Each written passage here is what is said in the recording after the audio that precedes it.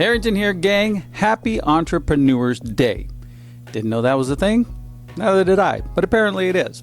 Now, as this is a podcast for small business owners and real estate investors, I don't see how we can not do an episode today. Now, you're going to say, Jeff, man, you just did an episode on buying a business. Okay, first of all, had I known that Entrepreneurs Day is a thing, I would have saved that episode for this week. But secondly, not everybody buys a business. In fact, most people, I think, will start up their own thing. So let's talk about that.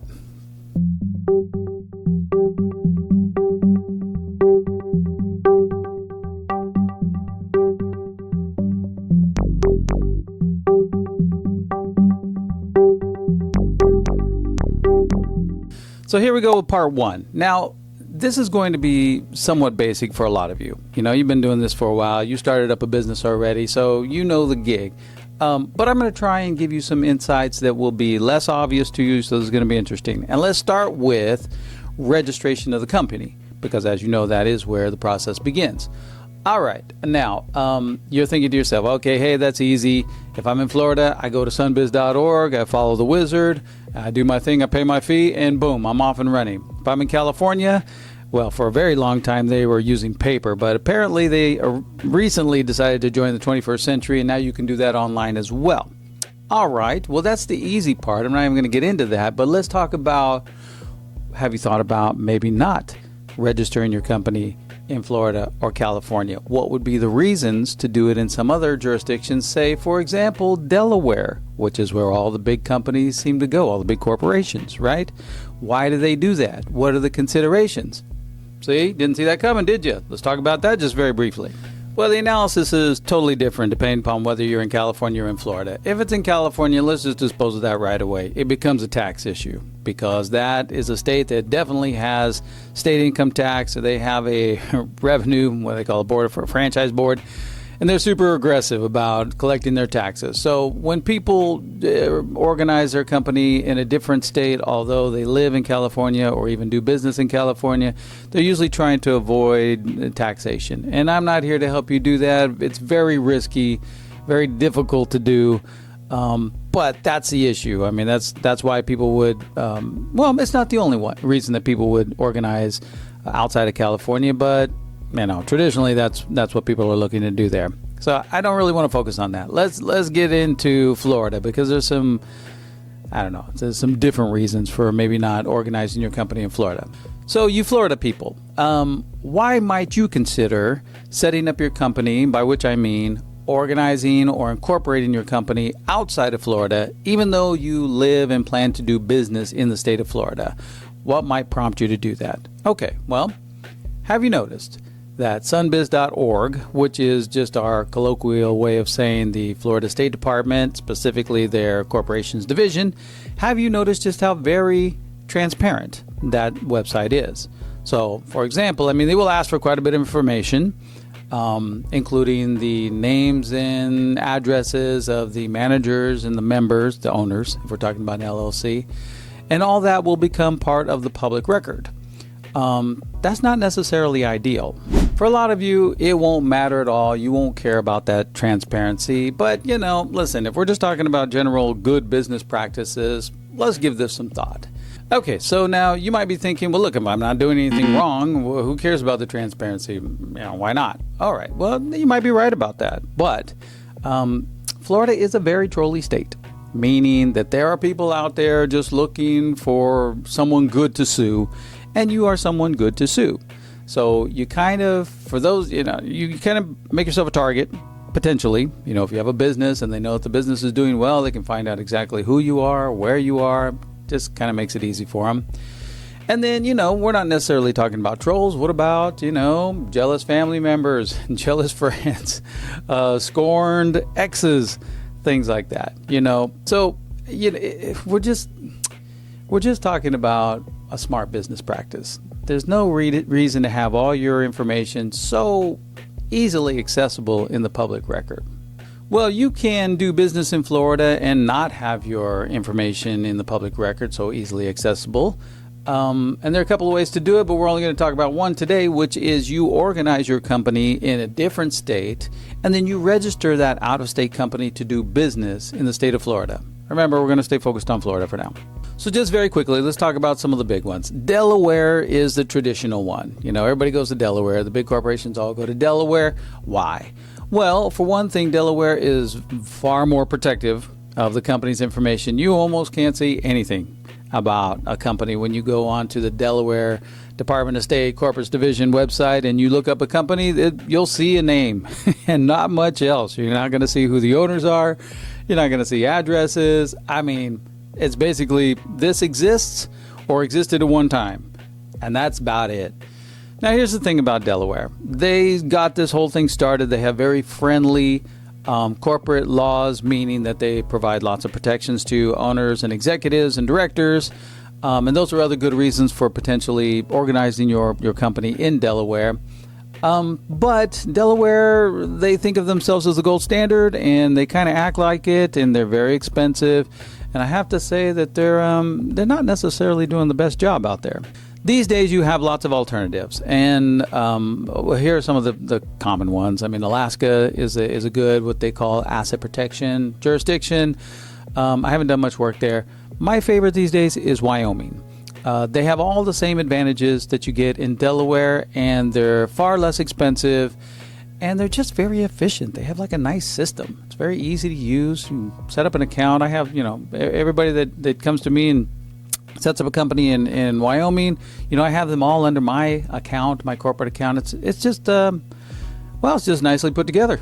So there you go. That's part one. I forgot to announce it. But part one is, yes, register your company, but where to register your company? So you do have some options. Look, if you're like a sole proprietor, I don't know, it's a small business, you don't expect this actually going to get on anybody's radar, and you just don't care to incur the extra trouble or expense of organizing outside of Florida, then hey, go to Florida, go to sunbiz.org and just, follow the wizard and set up the company and you're off and running. That's fine. It might be just perfectly fine for your circumstances.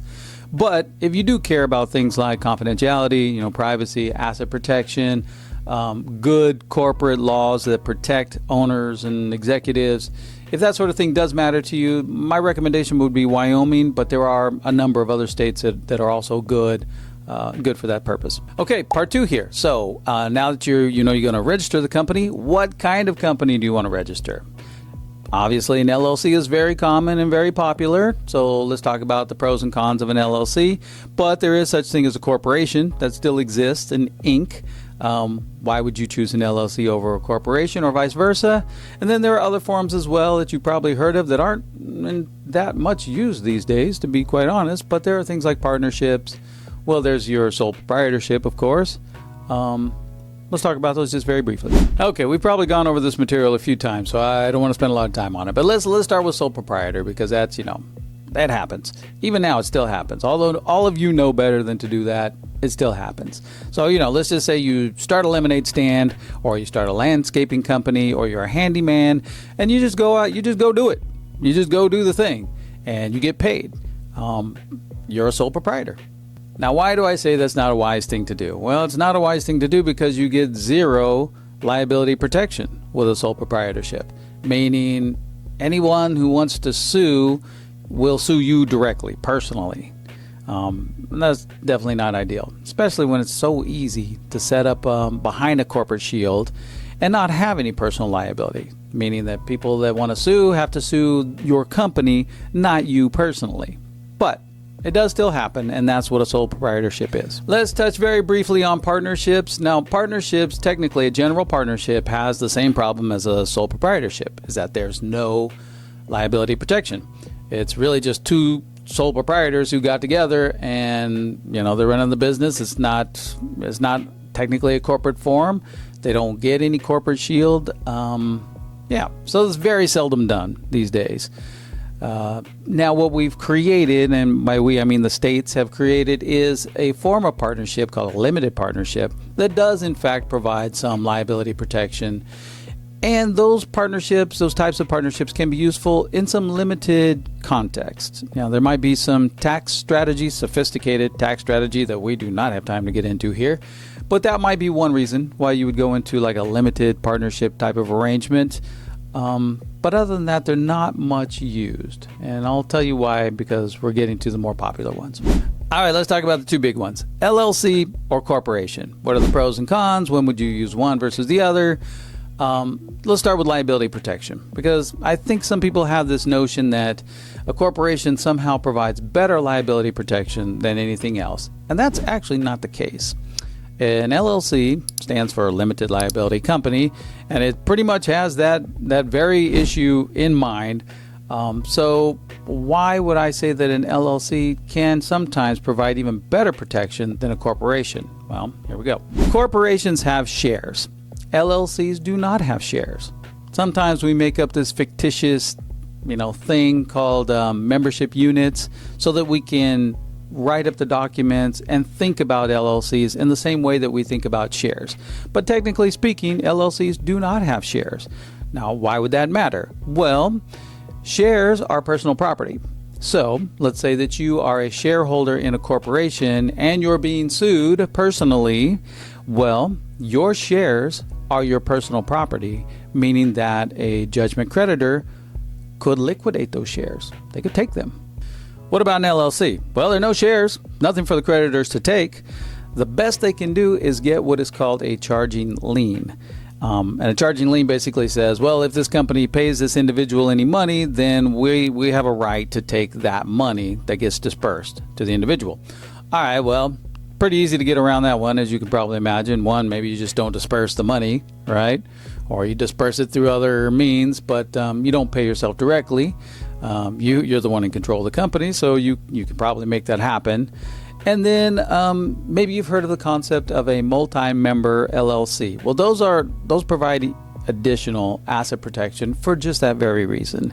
Let's say you add your spouse as a member of the LLC.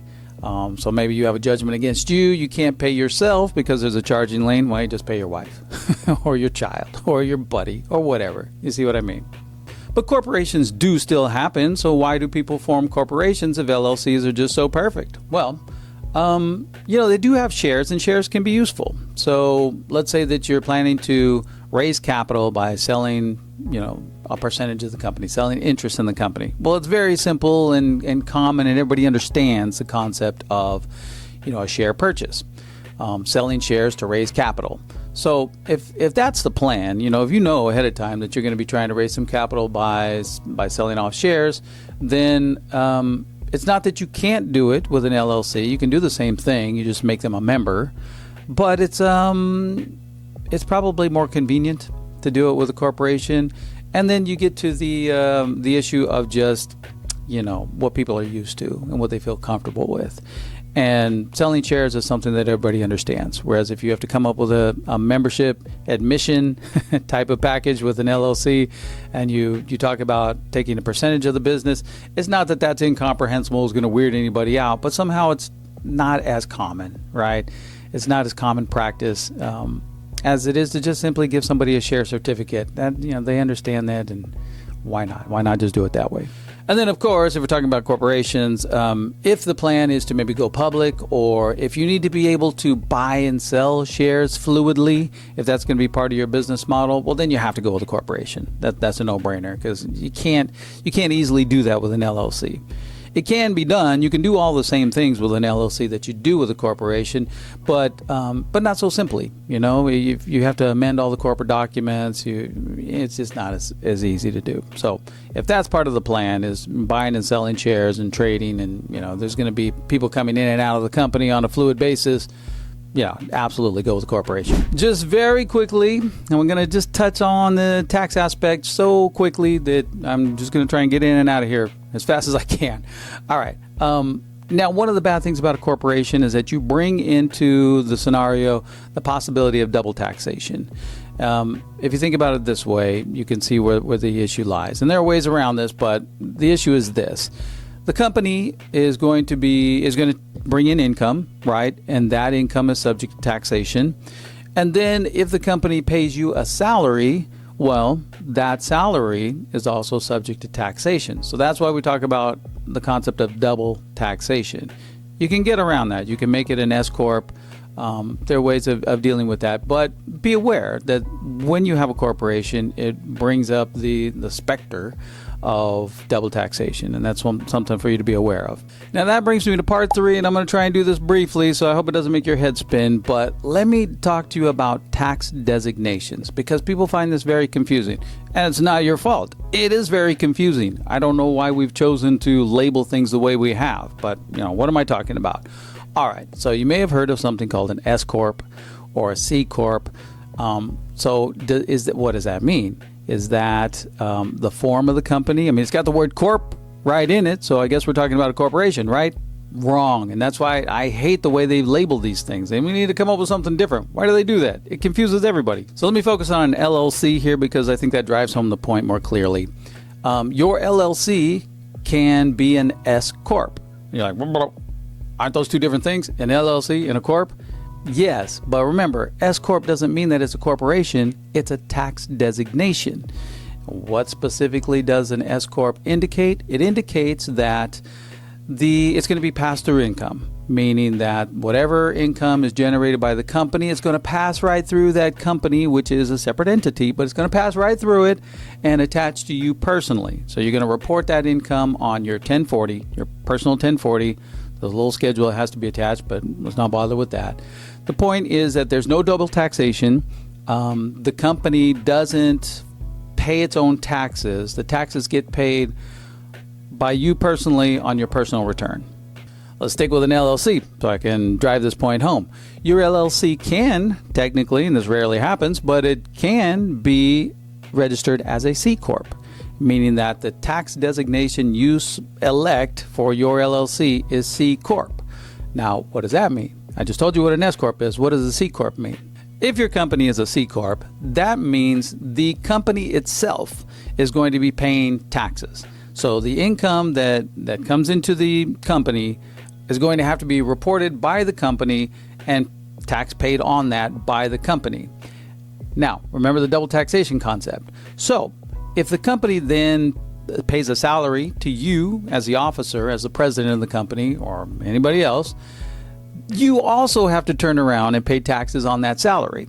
So that brings in the double taxation that we talked about. But that's what a C corp is. So you might be asking, why would anybody ever do that? Well, not very often will you select to do that, especially if you're a small business owner, which is, what you're my client, so that's probably what you are. Not very often would you do that, but there are some occasions where you would. Just very briefly, I mean, when you have a certain number of employees, it can become more beneficial to be registered as a C corp. If you're really trying to keep the income of that entity separate from your personal estate, again, for tax reasons, there comes a point at which it might be advantageous to be a C corp.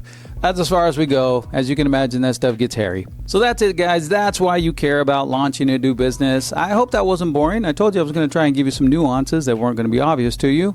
Happy Entrepreneurs Day once again. Recuerda que aquí todos hablamos español y estamos aquí para ti. And, as far as comments and likes and that sort of thing, that stuff down there, I know you'll do the honorable thing. Catch you guys next time.